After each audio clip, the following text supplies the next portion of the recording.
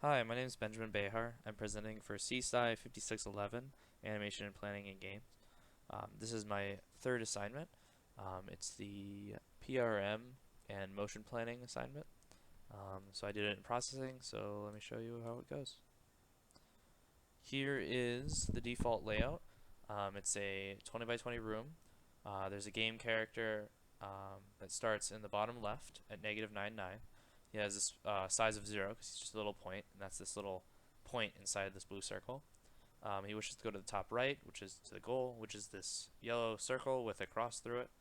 Um, and there's a circle in the middle, radius 2 meters, and so it needs to calculate a PRM and plan a path to get to the start, the yellow circle, to the goal, the circle with the cross in it. So holding down space, we get a graph that shows random nodes placed throughout the map, and it connects them if at all possible, and if they're within 10 units of each other. So if you hit enter, it uses Dijkstra's algorithm to find the shortest path from the goal, from the start to the goal, and then it animates the blue agent along the entire way. So if you hit enter again, it starts over and travels the path. So let's say we want a better path. If you hold down space for longer, you get more nodes, which can eventually lead to a much more optimal path. Now notice that it's super slow because it's drawing how many frames? 5,106 edges. So if we turn off the drawing of edges, everything animates a lot faster, and you can even add more edges, which is not a problem for the algorithm. And it keeps looking. So that's the basics completed. Let's go to the additional features. So let's go to multiple obstacles right here. So you have multiple circles, and you can find a path through them. Blah blah blah. There you go. So let's try circular agent. The next requirement. As you can see, there's a circular agent now. One thing worth noting that I made it possible to show the C space that's being used in the current graph by pressing tab, and that shows you the outline of the shapes of the C space that the agent cannot go through.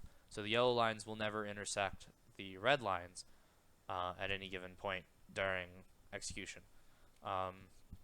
So let's go to a rectangular agent. As you can see here, the C space lines are a lot more complex because circles and rectangles make weird C space shapes.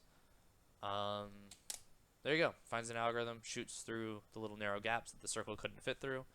There you go. And then mixing all of the different types of obstacles and actors into a maze gets you this here.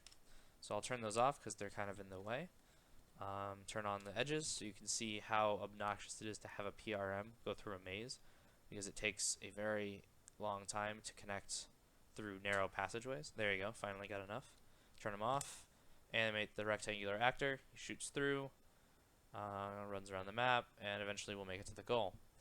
And you can mix and match whenever you like to a different shaped actor by using Q, W, and E. So W turns to a square, circle. You can find another path through, which is going to take an obscenely long amount of time as well. And there we go.